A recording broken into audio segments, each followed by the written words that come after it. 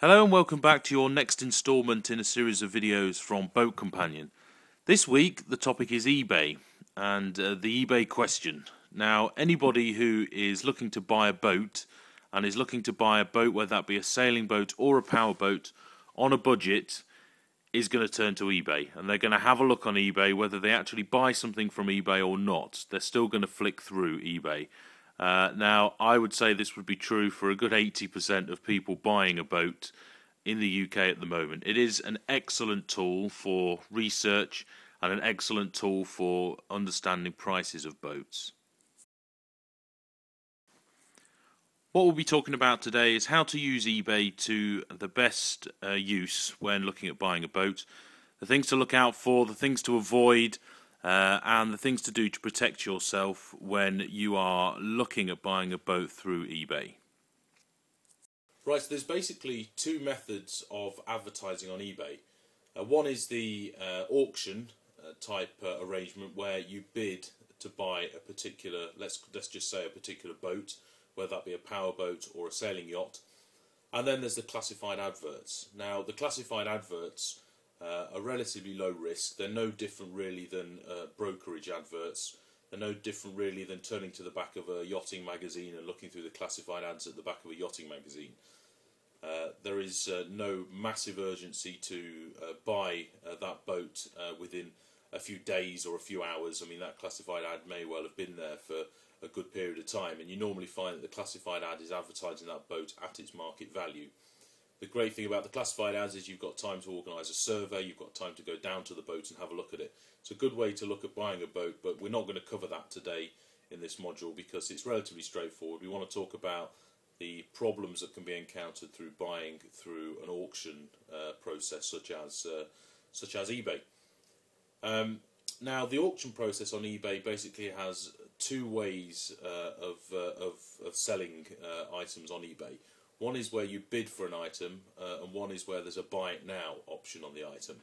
Now, where there's a buy it now option, it's similar to the classified ads. You're a little bit safer because you can spend time going down to the boat, having a look at the boat. But the problem you've got with the buy it now option is that you can't really have a survey done, and this goes for the bidding option as well on eBay.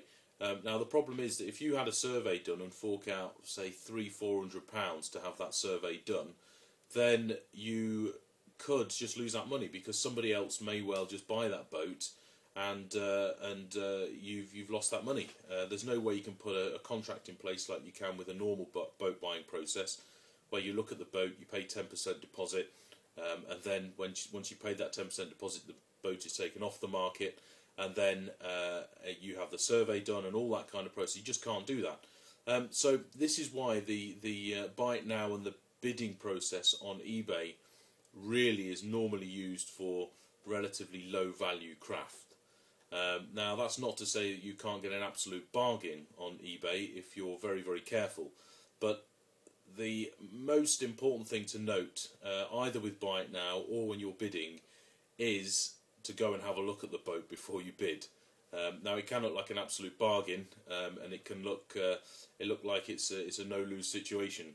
But what you've got to bear in mind is that some boats that are being sold because they're cluttering up someone's back garden, and the trailer's broken and they can't actually get them down to the skip or to the local dump.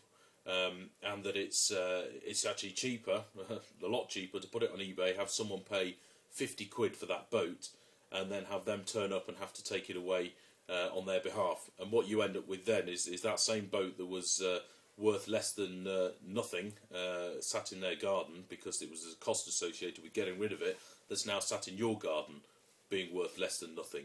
So you've ended up paying out your money to buy that boat off the person on eBay, and then you've got to pay to have that boat disposed of at a later date. So if it is extremely cheap, be aware that there probably is a serious problem with it. It may be that, I mean, most boats are renovatable. Even if there's a huge crack or a hole in the hull, you can always GRP the hull back up again and bring a boat back to seaworthiness. But the thing to think about is, unless it's an extremely rare boat, and you're passionate about that particular type of boat and you've not been able to get it anywhere else, it doesn't make financial sense to buy an absolutely dilapidated hull on eBay and then rejuvenate it and bring it back to life.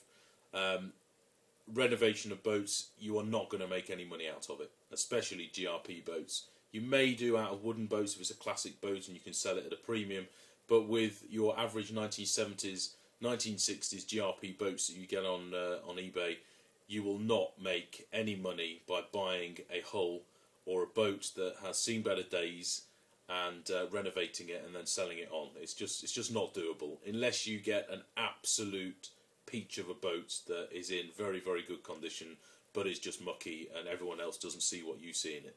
But you've really got to know what you're doing.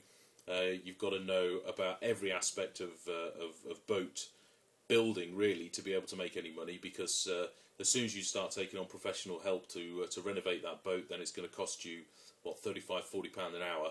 So you've got to know about rigging, you've got to know about GRP, you've got to know about reupholstering, you've got to know about mending sails, you've got to know about boat electrics, you've got to know everything. Now, all those things are relatively simple and straightforward, but you do have to have the confidence to be able to do them all yourself, and most importantly is you've got to have the time. Now, I'm actually speaking from experience here, because the first boat I ever bought, I bought on eBay, and we'll go on now to look at some images of that boat. Now, when I first bought it, it cost me £600. I had no survey done. I went aboard myself and had a look at it, started the engine. I could see it was afloat, so I knew that there was no holes in the hull, but it was an absolute mess. I mean, even down to there was still towels left in there from the old owner, and keys and old food packages. It was disgusting. It was an Express Pirate, 17 foot. Well, I'll go on to show you some images and tell you what I did to it and the value that it was worth when I sold it on. So this is that £600 boat after we'd done a hell of a lot of work to it. I mean, really, we stripped everything out and rebuilt everything. Bought new engines, put new brackets on the back, took all of the insides out and repainted everything, recovered all of the cushions, renovated the sails, bought new sail covers, spray dodgers, sanded the hull, anti-fouled the hull, painted the outside of the boat, rewired all of the electrics inside, refitted curtains, all sorts of things. Now, I probably spent £2,500 on this boat over a period of 2 years, and I learnt so much doing it, and I wouldn't change the fact that I spent all of that money. But after all of that, I resold it on eBay and only got £1,000. So I made £400, but I spent £2,500. I thought it was an immaculate job, but it just goes to show it's very difficult to make your money back. Things you need to do when looking to buy a boat from eBay, because there are some good gains to be had if you're extremely careful. The most important thing is know what you're looking for and know what you're looking at. So if you're not confident in buying boats, now the thing is, a lot of people who buy boats on eBay, they're buying a cheap boat, therefore it's probably their first boat. They probably don't know that much about it, they just think they're getting an excellent bargain. And when it turns out they've bought it, they haven't got an absolute bargain. So take someone with you that knows what they're talking about. But the most important thing is look at the boat, go and see the boat before you actually bid on it. If there's only 10 minutes left and you haven't seen it, don't bother with it. If you haven't got time to get down there and see it and the deadline's coming, don't bother with the boat. Do not bid on something that you haven't seen. It's just going to end up in absolute disaster. One of the other things is think about how you're actually going to get that boat away from where it's being sold. If it's in a farmer's field somewhere, sat on a trailer, you can be pretty sure that trailer is not going to work anymore. You can be pretty sure that the axles and the bearings would have completely seized up and the trailer just won't move, and it won't be road legal. So you need to think about getting a low loader. You need to think about how much it's going to cost to transport that boat off of that field, and how you're going to get it from where it's sat in the field onto the low loader, all those kinds of things. And then start going over all the things that you think are going to need to be done. Now, these things all add up, and make sure that you're happy to do all those things yourself. Look at the sails. When you go and have a look at the boat, look at the sails, because that could be £500–600 for, say, a 20-foot boat straight away to have a new set of sails made. Other big things, make sure the engine starts. Make sure the engine's not seized up. Ask to see the engine running. Other things, rigging. Any boat that has rigging more than 10 years old, a lot of insurance companies won't insure, so check when the rigging was last replaced. You may have to replace it to get insurance for the boat. What's the paintwork like? Does the boat need repainting? It's a hell of a job to sand all the old paintwork down and repaint it. Other things, cushion covers can cost quite a bit of money to have all the cushion covers done, and it can take quite a bit of time. Make sure that all of the general structure and the superstructure of the boat is sound. So if there's any bracing inside the boat, wooden bracing or bulkheads, make sure that they're all sound and that they're all solid, and that you don't have to take all the woodwork out and rebuild. And also make sure that the hull hasn't really got any major breaks or cracks or anything like that. I mean, if you really know what you can do, what you're doing, you can cut big chunks of GRP out and repair holes, but most of us don't know how to do that sensibly, and to get a professional to do it will cost you a lot of money. So be sure that there aren't any holes. Ideally, you want to see a boat afloat to know that that boat does actually float, obviously. But with eBay, it's very rare that you get to see that if it's a very, very cheap boat. If after that you're happy that you've organised transportation, that all of those costs make sense buying that boat, then go ahead with it. But what you'll find 9 times out of 10 is if you add all of that together, you add the cost together, you add the transportation together, and buying all the appropriate safety equipment and all the radio gear, you could find that exact same boat through a broker or through a private sale where all that stuff is already done for the same price or probably even cheaper. So be conscious of that. Price it up very, very carefully. So what we'll do now is we'll go on to look at a couple of examples I've literally just found on eBay. Now on eBay there's 2 main areas that you can look for boats. There is the under cars, vehicles and other vehicles, I think it is. Then if you go to boats and watercraft, and then under there's 2 sections. One is sailing boats and one is power boats. And that's a great place just to keep your eye on all the things that are coming and going on eBay. Everything in 2 distinct places.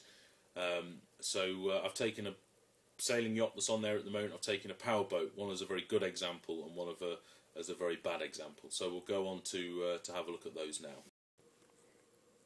Now this first boat appears to be a relatively good example. I think it's on for about £800 on eBay for buy it now. The hull looks reasonably sound, all the rigging appears to be there.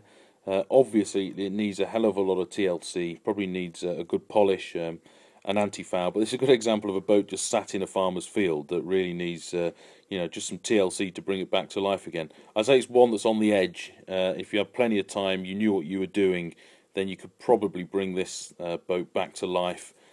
Give it another 10-15 years of sailing. It's going to cost you a lot of money. I'd say at least another £2,000 on top of what it cost to buy it out in the first place.